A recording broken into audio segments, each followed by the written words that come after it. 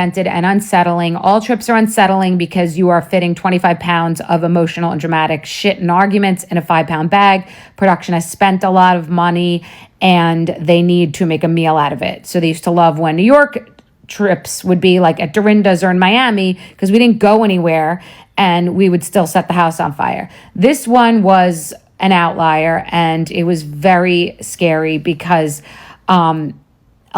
most wasn't aired, and the stuff that wasn't aired would be a liability for the network. So that certainly wasn't going to happen. And many of us were shocked that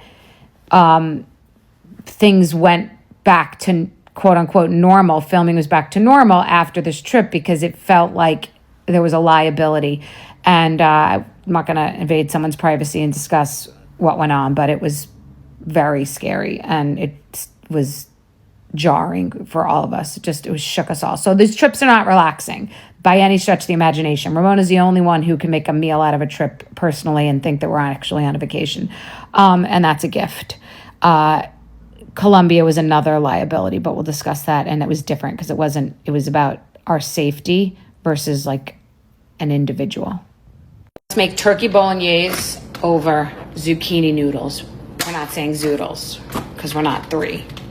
My daughter's been away, and this is going to be dinner. She requested it, and I've been in pajamas all weekend. Rundown does not describe what I am. Hit by a train is what I feel like. It's actually organic ground chicken.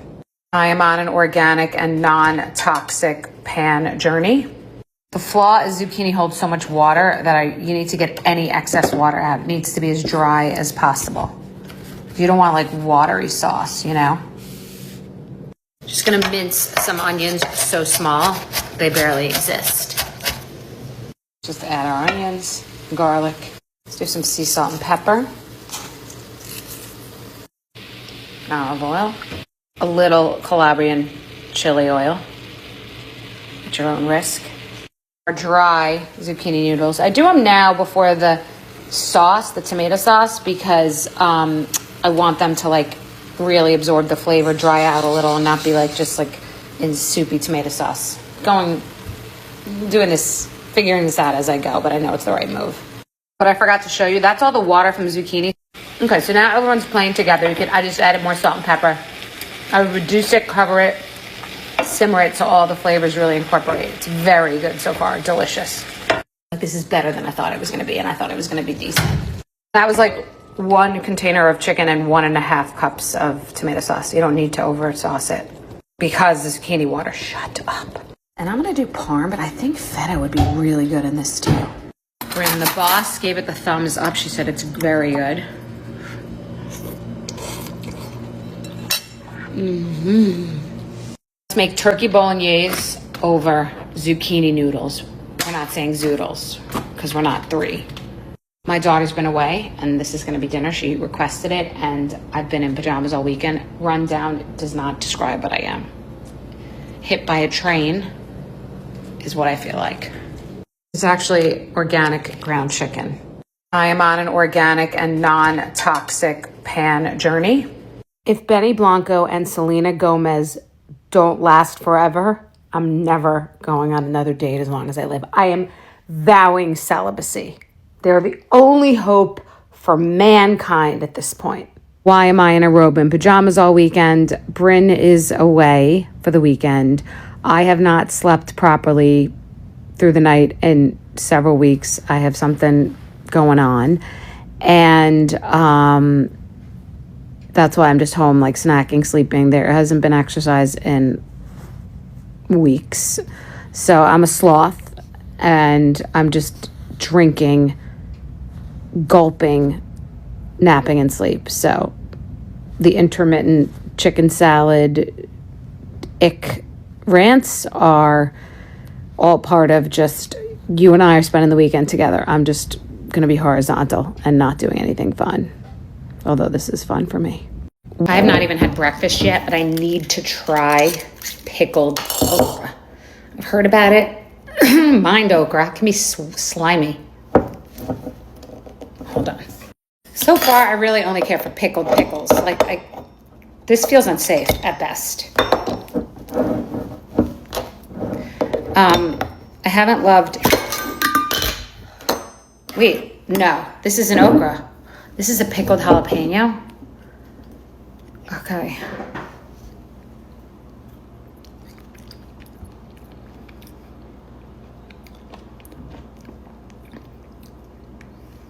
On a sandwich, it would be good because it's like mushy.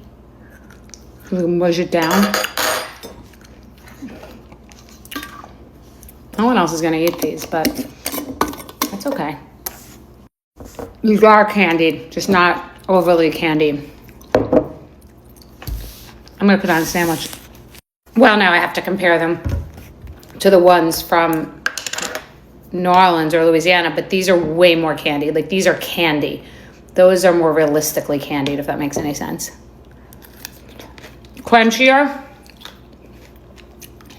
Sweeter. They're different animals. These are like softer. They're just different animals. I like them both.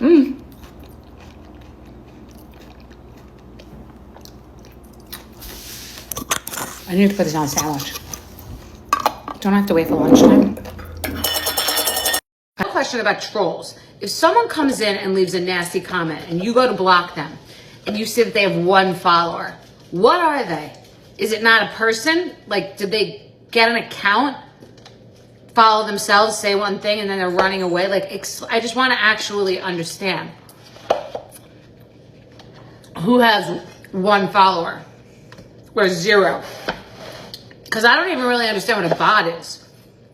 How does a bot know the mean things to say? I don't really believe that. Like, I just don't, because it's not tangible, but neither is AI. So, I'm an idiot. Just let me know. I'm just curious. Like, the person with 1 follower, is that a person? Is that a robot? I don't know. Bye. Also, could you imagine being such a bona fide loser that you can't even stand in your negative comment for someone? You know what I mean? Like, that you have to go like create another account to like, or open up an account to just say one mean thing to someone that doesn't even make any sense. But you guys will know it. This is a yellow watermelon. The brand,